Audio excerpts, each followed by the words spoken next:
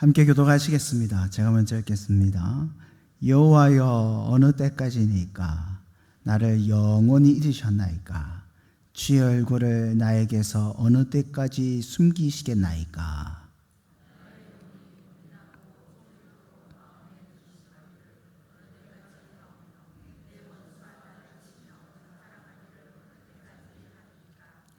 여호와 내 하나님이여, 나를 생각하사 응답하시고 나의 눈을 밝히소서.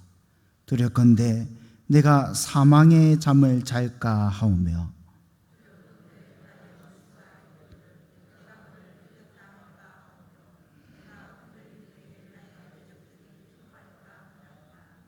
나는 오직 주의 사랑을 의지하여 싸우니 나의 마음은 주의 구원을 기뻐하리이다.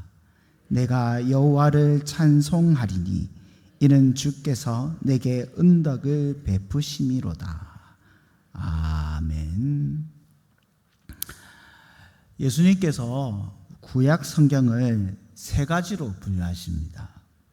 모세의 율법과 선지자와의 글과 시편, 이렇게 분류하십니다. 누가복음 24장 44절 보면 또 내가 이르되 내가 너희와 함께 있을 때에 너희에게 말한 바 곧 모세의 율법과 선지자의 글과 시편에 나를 가리켜 기록된 모든 것이 이루어져야 하리라 한 말이 이것이라 하시고, 예수님 이렇게 나눕니다.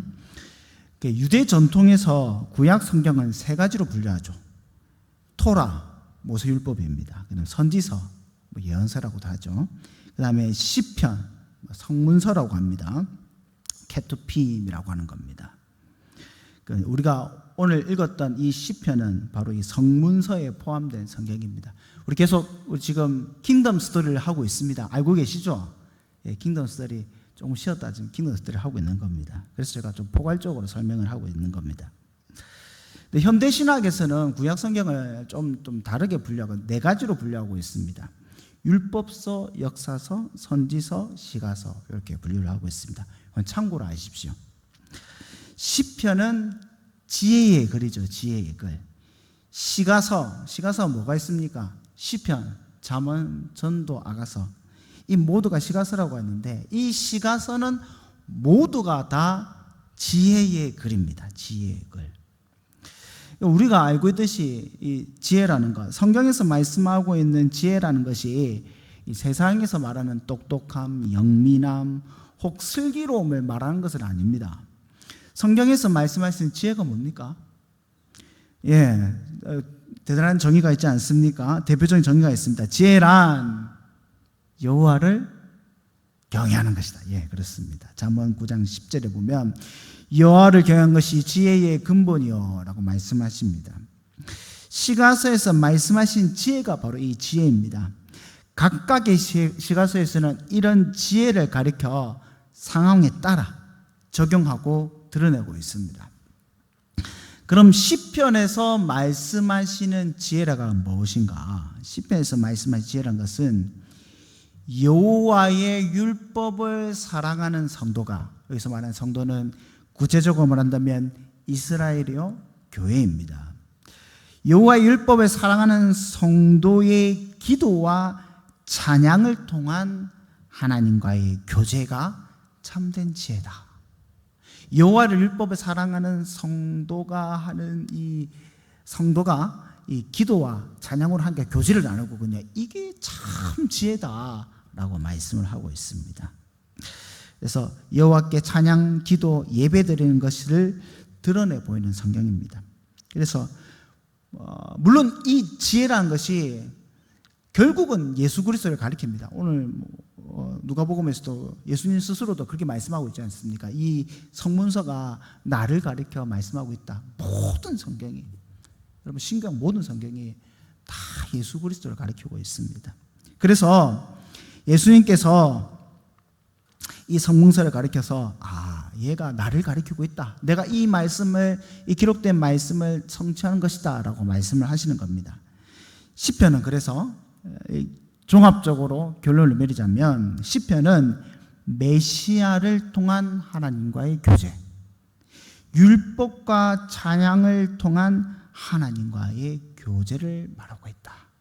이렇게 보시면 됩니다. 그래서 잠언에도 지혜자가 있죠. 여러분 잠언에 보면 지혜자가 있지 않습니까? 전도서도 지혜자가 있지 않습니까? 시편에도 지혜자가 있습니다. 시편의 지혜자는 뭐 다른 말로 하면 뭐라고 합니까? 복 있는 사람이다. 또 뭐라고 합니까? 의인이다. 또 뭐라고 합니까? 혹 가난한 자다. 여기서 말한 가난한 자는 단지 재산이 없다, 궁핍하다 이런 의미는 아닙니다. 다윗도 가난한 자거든요. 그래서 요 뉘앙스가 우리가 알고 있는 가난하다라는 뉘앙스보다는 가련하다 이런 뉘앙스에 더 가깝습니다. 그럼 지혜자와 비교되어서 악인이 있겠죠. 어리석은 자가 있겠죠. 시편은 뭐라고 합니까? 악인들이다, 죄인들이다, 또 뭐라고 합니까? 오만한 자들이다 이렇게 말하고 있습니다. 이 복 있는 자, 악인, 요 대립된 구조로 시편은 계속 또 이야기를 하고 있습니다. 그러면 이 복 있는 자, 지혜자와 이 지혜 없는 자, 악인들의 가장 중요한 차이가 무엇이냐? 뭐겠습니까? 여호와의 율법을 즐거워하느냐, 즐거워하지 않느냐, 요 차이입니다. 악인들, 죄인들, 오만한 자들은 여호와 율법을 즐거워하지 않아요. 그런데 복 있는 사람, 지혜로운 자, 의인들은 여호와의 율법을 즐거워합니다. 오늘 시편 13편도 이런 구조의 관점과 구도 관점에서 지혜가 무엇인지, 또 복 있는 사람이 어떤 사람인지를 드러내고 있습니다. 특별히 오늘 시편 13편의 말씀으로 지혜로 인도하는 복 있는 자의 기도가 무엇인지, 지혜로 인도하는 복 있는 사람의 기도가 무엇인지에 대해서 한번 살펴보도록 하겠습니다. 여러분 시편 보시면 시편 앞에 본문 말고 이렇게 파란 색깔로 이렇게 글자가 더 위에 붙어 있죠. 이걸 표제라고 합니다. 오늘 이 시편의 표제는 다윗의 시다 되어 있습니다. 뭐라고 뭡니까? 다윗이 지은 시편이라는 것을 알 수 있죠. 그리고 인도자를 따라 부르는 노래라고 되어 있습니다. 히브리어는 마조모로라고 하는데 이게 뭐냐면 인도자가 딱 찬양 인도를 하면 다 같이 찬양을 부르는 거예요. 노래를 부르는 거예요. 무슨 말입니까? 이 시편 13편은 예배에 직접적으로 사용된 시편이다. 예배할 때 노래를 부르기 위해서 사용된 시편이다라는 것을 알 수 있습니다. 그래서 시편 13편에 다윗이 바로 복 있는 사람이고 의인이고 지혜자입니다. 그런데 시편에서 이 복 있는 사람의 중요한 특징이 있는데 이 특징이 뭐냐? 복 있는 사람의 특징이 구시렁구시렁 거린다는 겁니다. 복 있는 사람은 구시렁구시렁 거립니다. 시편뿐만 아니라 다른 지에서도 의인은, 복 있는 사람은 늘 구시렁거립니다. 특별히 욥이 그렇죠. 욥이 자신이 당한 시험의 이유를 몰랐습니다. 사실 욥은 끝까지 그 이유를 몰랐습니다. 왜 그렇습니까? 하나님이 안 가르쳐 줍니다. 끝까지 안 가르쳐 주십니다. 이런 욥이 시험 중에 가장 많이 한 것이 뭐냐면 구시렁거리는 겁니다. 구시렁. 이 모든 구시렁은 물론 하나님 앞에서 구시렁거리는 겁니다. 욥이 재산을 다 잃고 자녀도 잃었습니다. 처도 잃죠. 처가 도망갔죠. 저주라고 도망갔지 않습니까?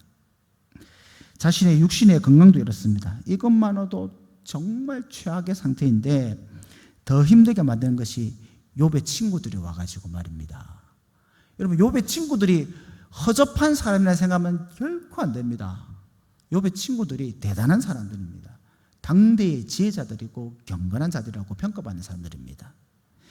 이런 이 친구들이 와가지고 옆에서 계속 괴롭히는 거예요. 안 그렇습니까? 가뜩이나 죽겠는데 친구들이 옆에 와가지고 계속 긁는 거예요. 그러니까 욥이 하나님 앞에서 하나님 면전에다가 구시렁구시렁 거리는 겁니다. 이러한 복 있는 자의 특징을 잘 묘사한 것이 바로 시편 1편입니다. 여러분 시편 1편 말씀 암송하시죠? 예. 복 있는 사람을 가리켜서 뭐라고 합니까? 율법을 즐거하여 주야로 뭐하는 자로다? 묵상하는 자로다. 묵상하는 자로다. 이 묵상하다라는 이 히브리어 단어가 하가라는 단어입니다. 하가라. 이 뜻이 바로 구시렁거리다는 뜻입니다. 구시렁. 여기 하가, 묵상하다는 뜻입니다. 실제로 이 단어의 의미는 왜 맹수들이 어르렁거리지 않습니까? 여기 이제 하가입니다. 그르렁거리는 거. 즉, 복 있는 사람은 주야로, 밤낮으로 하나님 앞에서 구시렁 거리는 겁니다. 제가 학부 때 제 구약을 가르쳤던 교수님께서는 이를 구시렁이라고 표현하지 않고 시불렁거리다라고 표현을 하시더라고요. 시불렁거리다. 시불렁한다. 오늘 다윗도 하느님 앞에서 시불렁 구시렁 거리고 있는 거예요. 1절 2절 봅시다. 여러분 시편은 시지 않습니까? 노래지 않습니까? 저도 잘 안 되는데 좀 감정을 넣어서 읽으셔야 됩니다. 이게 좀 이 시내의 감정에 공감을 하면서 1절 2절 말씀 한번 보도록 하겠습니다. 한번 따라서 한번 읽어보십시오. 여호와여 어느 때까지일까? 나를 영원히 잊으셨나이까? 주의 얼굴을 나에게서 어느 때까지 숨기시겠나이까? 나의 영혼이 번민하고 종일토록 마음에 근심하기를 어느 때까지 하오며 내 원수가 나를 치며 자랑하기를 어느 때까지 하리까? 지금 다윗이 하나님 앞에서 구시렁구시렁하게 하면서 뭐라고 이야기하는 겁니까? 하나님, 언제까지 일합니까? 예? 왜 하려고 일합니까? 예? 하나님, 왜 하려고 일합니까? 하나님, 날 잊었습니까? 지금 어디 숨었는겨? 이렇게 하시는 거 아닙니까? 나의 영혼이 번민하고 종일토록 마음이 금심하기를 어느 때까지 하며, 이게 무슨 말입니까? 와, 내가 마음이 너무 힘들어 죽겠는데. 근데 언제까지 이렇게 힘들어야 됩니까? 하나님. 하나님 앞에 지금 다윗이 구시렁거리고 있는 거예요. 그래서 이 시편을 가리켜서 뭐라고 이야기하냐면 다윗의 한탄시다. 구시렁거리면서 한탄하고 있는 거예요. 하나님 죽겠습니다. 나 언제까지 이래야 됩니까? 지금 다윗이 한탄하고 있는 겁니다. 다윗이 왜 이렇게 하나님 앞에서 구시렁거리고 있느냐, 한탄하고 있느냐, 왜 그렇습니까? 아주 극심한 고난을 겪기 때문이죠. 지금 이 시편이 구체적으로 다윗의 어떤 삶을 배경으로 한지는 알 수 없습니다. 사울에게 쫓기고 있는지, 아니면 블레셋에게 쫓기고 있는지, 아니면 저 들어가가지고 살려고 미친 척하고 있는 이때 있는지, 아니면 아들 압살롬에게 쫓기고 있는 상태인지 그건 잘 모르겠습니다만은, 그러나 적어도 우리는 다윗의 생애를 알고 있지 않습니까? 다윗이 기름 부음 받은 자로서, 기름 부음 받은 자가 뭡니까? 메시아죠. 메시아로서, 언약의 중보자로서 얼마나 고통을 많이 당하셨습니까? 진짜 참혹한 이 도망자의 삶을 오랫동안 했습니다. 아니, 하나님께서 그냥 이 사울이 죽고 난 뒤에 딱 죽이비고, 예? 다윗을 왕으로 세우면 될 건데, 사울이 살아있어요. 멀쩡하게 왕위를 쥐고 있어요. 괜히 하나님이 요때 다윗을 갖다가 이 왕으로 세워가지고 다윗이 얼마나 고생을 합니까? 핵심은 뭐냐?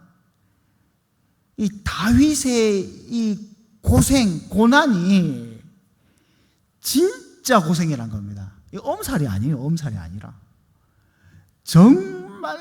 정말로 힘든 상황입니다. 실제로 여러분, 칼빈이 시편을 정말 많이 좋아했었거든요. 그래서 주석을 굉장히 잘 썼습니다. 칼빈의 주석에 보도 이 다윗이 정말로 힘든 상황이라는 것을 이렇게 주석에 써 있습니다. 욥은 어떻습니까? 욥도 그랬죠. 사단이 마음 잡고 마음 먹고 고생을 시킨 거였어요. 욥이 당하는 고통도 엄청난 거였습니다. 복 있는 자 고난 당하죠. 네, 여러분 시편 잘 보십시오. 복 있는 자의 특징이 또 한 가지 있는데, 복 있는 자 또 뭡니까? 지혜 있는 자, 의인, 단수입니다. 혼자입니다. 근데 잘 보시면 악인, 죄인, 오만은 뭡니까? 복수예요. 오만한 자들, 죄인들 뭡니까? 시편에서 여러분 잘 보시면 시편에 복 있는 사람은 혼자고 악인들에게 둘러싸여주고 늘 고난을 당합니다. 얼마나 고통스럽겠습니까?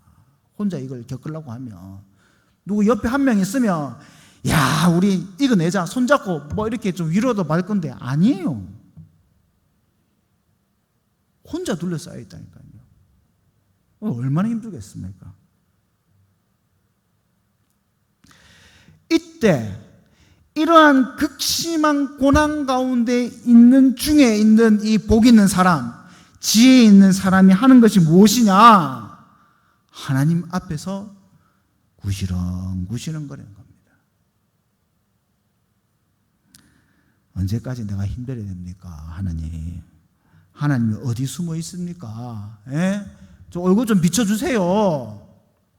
내가 혼자 이렇게 고생하고 있는데 얼굴 좀 비춰주세요 하고 구시렁구시렁 거리는 겁니다. 사랑하는 성도 여러분, 복 있는 자는 악인들에게 둘러싸여 고난받을 때 해야 할 일이 뭐냐면 하나님 앞에서 구시렁구시렁 거리는 겁니다. 여기 고난 중에 계신 의인이 계십니까? 악인들에게 둘러싸여 마음의 근심이 가득한 이 복 있는 자가 있습니까? 이때 우리가 해야 할 게 뭡니까? 하나님 앞에서 부시렁거리는 겁니다.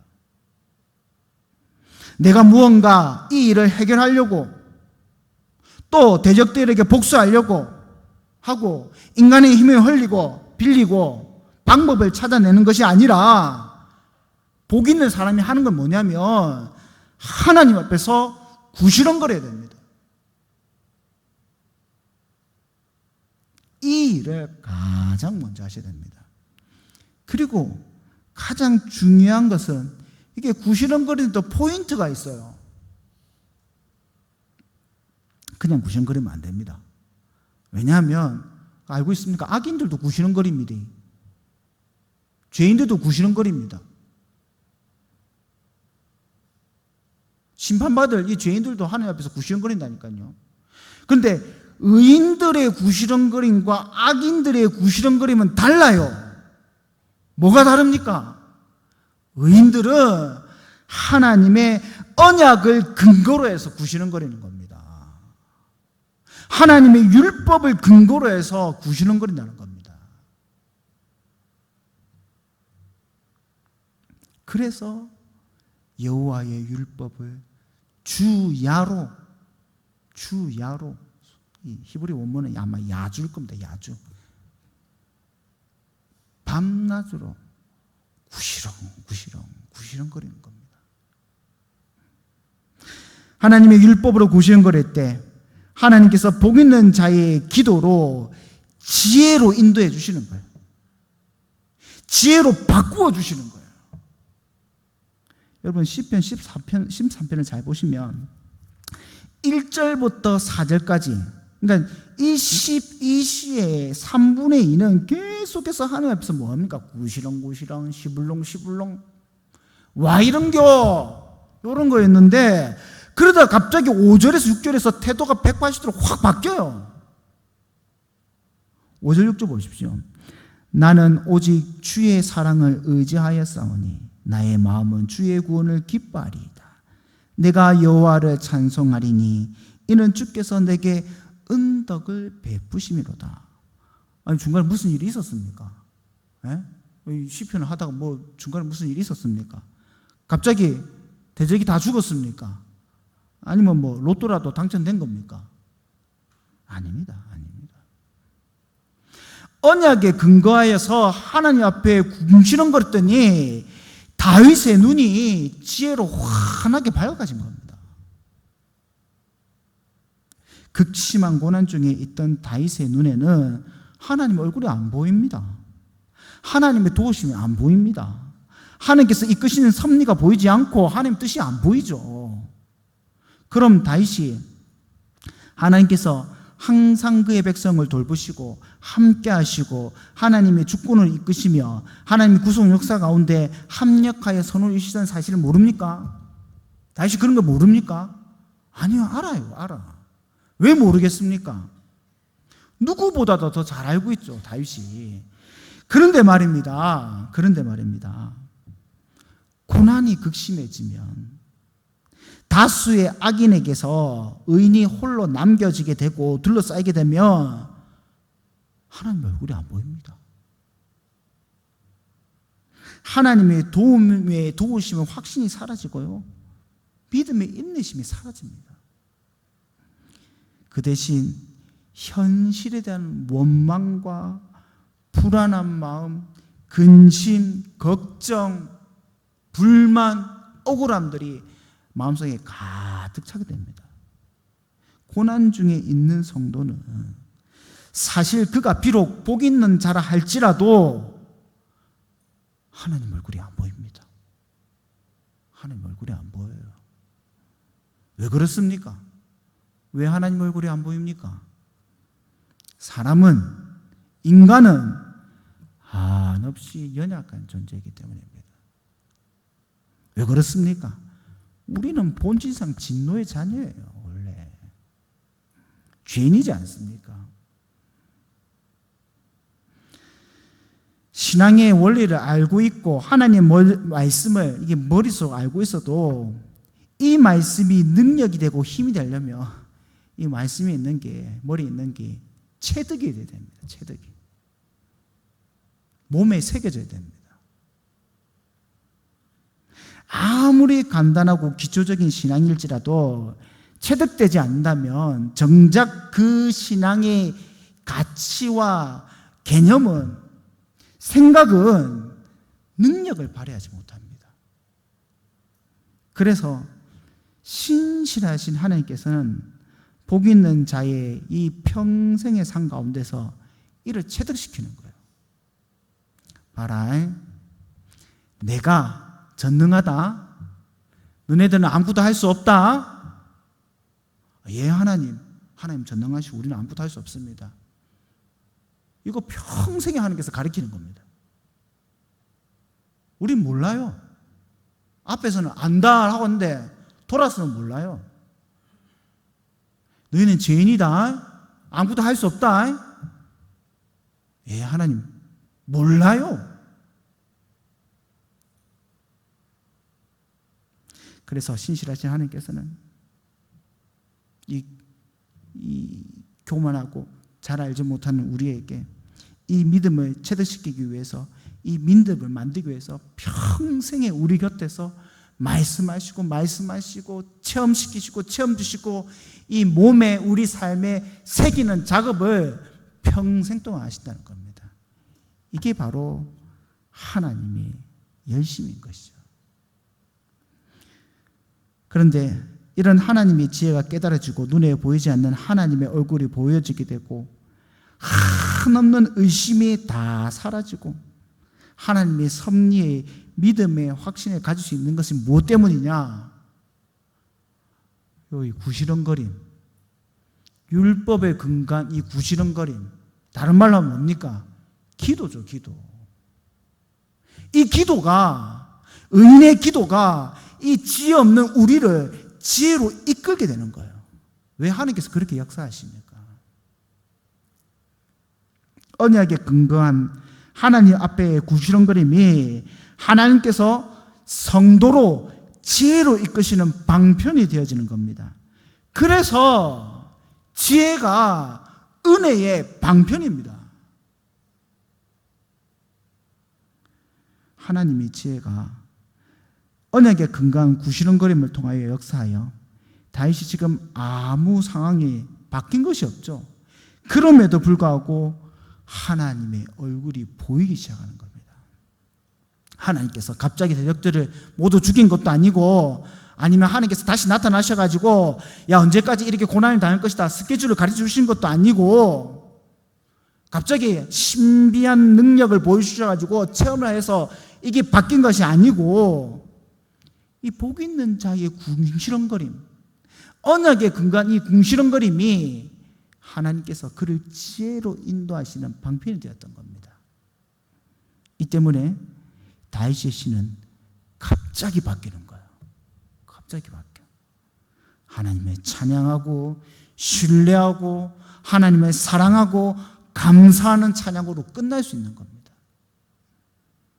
사랑하는 성도 여러분, 복 있는 자의 기도가 뭡니까?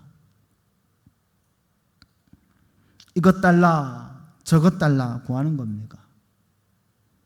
이 일을 성취해 주십시오, 저 일을 성취해 주십시오 요구하는 겁니까? 내 계획, 내 필요를 하나님께 강요하는 것이 복 있는 자의 기도가 아닙니다. 복 있는 자의 기도는 하나님의 지혜로 이끌리는 겁니다. 이끌리는 거. 믿음 없어 보이지 않았던 하나님의 얼굴이 보여지는 것이고, 믿음 없어 확신이 없었던 하나님의 경륜과 구원에 대해서 내가 이 기도를 통해서 확신을 가지는 겁니다. 복 있는 자의 기도는 내가 하나님을 설득하는 것이 아니라 하나님의 경륜이 내가 설득당하는 겁니다. 이해되는 겁니다. 아, 그렇구나. 그래서 내 상황이 하나 바뀐 것 없이 없어도 여전히 대적들이 지천에 깔려 있죠. 문제는 산적해 있고 상황은 힘든 상황입니다. 그럼에도 이 모든 것을 주관하시고 이끄시는 하나님의 얼굴이 보이는 거예요. 하나님 뜻이 보이는 거예요. 불안해 죽겠는 이 마음이 하나님으로 말미암아 확신이 들고 평안해지는 겁니다. 성경에서 말씀하시는 평안, 샬롬, 이게 아무 문제가 없는 상태, 아무 공격이 없는 상태를 말씀하신 것이 아니라 극심한 공격이 있고 극심한 고난이 있고 문제들이 정말 많은데, 그럼에도 불구하고 그 가운데서 전능하신 하나님을 바라볼 때에 그때 샬롬을 느끼는 겁니다. 사랑하는 성도 여러분, 우리는 복 있는 사람입니까? 우리는 정말 의인이고 지혜 있는 자입니까? 여러분, 지혜 있는 자입니까? 그러면 하나님 앞에서 궁시렁거리셔야 됩니다. 궁시렁거리셔야 됩니다. 이 고난과 핍박 속에서 하나님 앞에서 언약에 근거하면서 한탄하면서 하나님 어찌했으면 좋겠습니까?